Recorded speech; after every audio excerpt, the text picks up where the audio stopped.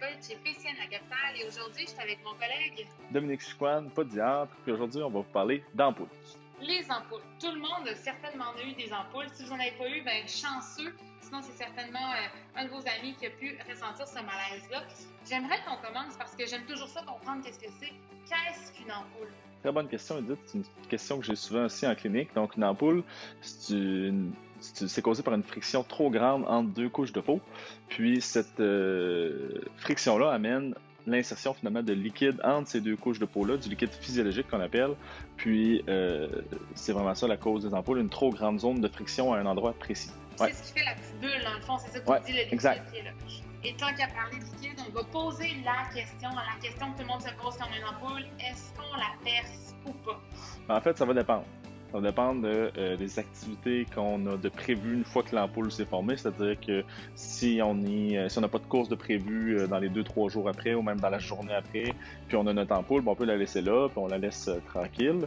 Mais si ça arrive sur une course puis elle nous fait mal, là c'est important de s'arrêter finalement puis de venir la percer.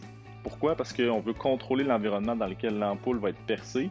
Dans la chaussure, il y a plein de bactéries, de micro-organismes qui sont là, qui peuvent s'incruster finalement au niveau de l'ampoule. Ça va faire une sorte de pas une plaie, mais une zone d'entrée pour ces bactéries-là. Donc, ce qui est préférable, c'est de venir aseptiser la peau comme il faut. Puis on vient percer avec une aiguille qu'on a préalablement stérilisée, soit avec une chaleur ou avec une aiguille qui était déjà stérile. On vient percer l'ampoule, on vient vider tout le liquide, on vient nettoyer aussi l'ampoule. Puis on peut venir faire un deuxième petit trou aussi pour être sûr qu'il n'y ait plus de liquide qui s'accumule à cet endroit-là. Puis on vient faire un pansement vraiment sec à cet endroit-là pour pas qu'il y ait rien qui rentre. Puis après ça, on peut continuer la course. Donc, si je fais plus rien de ma journée, je la laisse tranquille, je la laisse aller, je laisse mon corps se guérir par lui-même. Ouais. Mais sinon, on a le droit de la percer dans le cas où est-ce qu'on peut contrôler l'environnement, comme tu dis. Ouais. Parce qu'en effet, un soulier de trail, c'est pas super propre à la fin d'une course ou même pendant la course. Puis en fait, la deuxième chose aussi, c'est que l'ampoule peut grossir. Là.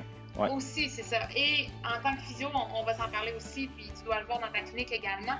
Des gens qui continuent de courir sur une ampoule quand on n'a pas nécessairement besoin, donc pas dans un état de course, quoi que ce soit.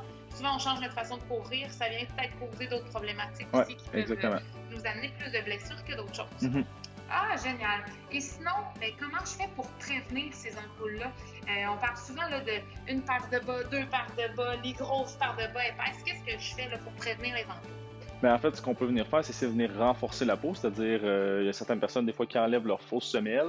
Donc, c'est moins confortable au début, mais ça peut venir stimuler un peu plus la peau, puis essayer de la renforcer.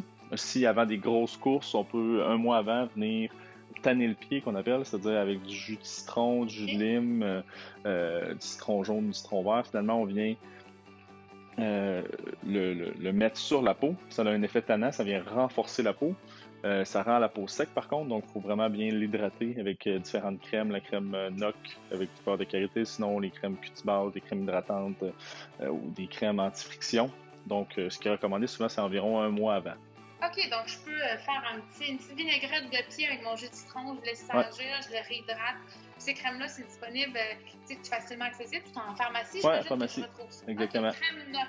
Ouais, puis la meilleure chose en fait pour prévenir les ampoules, c'est d'avoir un soulier qui va être adapté à la forme de notre pied. Donc on évite tout ce qui est friction, puis d'être adapté à ce soulier-là, c'est-à-dire de ne pas s'acheter un nouveau soulier puis partir pour un 80 km. Donc être sûr que dans nos petites distances ou dans nos moyennes distances, on n'a pas de problème non plus à courir avec ces souliers-là. Et j'imagine que même si c'est le même modèle, la même marque et tout, on veut casser notre soulier aussi avant de partir. Parce que des fois, même si c'est le même soulier, le même modèle, ils ajoutent peut-être des coutures dans leur modèle d'une autre année, puis là, ça peut venir causer des frictions quand même. Et une paire de bas, 2 paires de bas, c'est quoi le meilleur?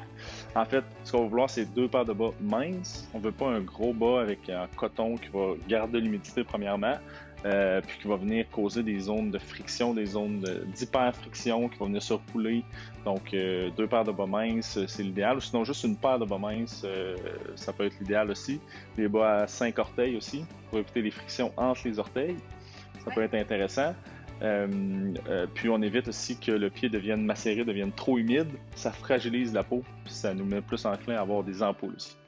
Donc, en gros, ça se prévient. On peut prévenir nos ampoules avec la recette de Dominique au niveau de notre pied. On peut également prévenir avec les 2 momentum pour que, comme tu disais, que la friction se passe à ce niveau-là. Ouais. Puis dans le cas où est-ce que j'ai toujours une ampoule qui revient à la même place, toujours une ampoule en dessous du gros orteil, sur le côté d'un pied ou quoi que ce soit, est-ce que ça peut être d'autres choses? Est-ce que, tu sais, ma mécanique, nous, on évalue souvent ça, la mécanique de la piste, des choses comme ça.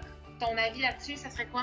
En fait, comme les ampoules sont causées par des zones de friction, si on a une zone de friction sous le pied, peut-être qu'on a des phases de freinage qui sont plus grandes, c'est-à-dire quand on vient de déposer le pied au sol, il y a une plus grande zone de friction quand on vient s'arrêter au niveau du sol, quand on dépose notre pied au sol.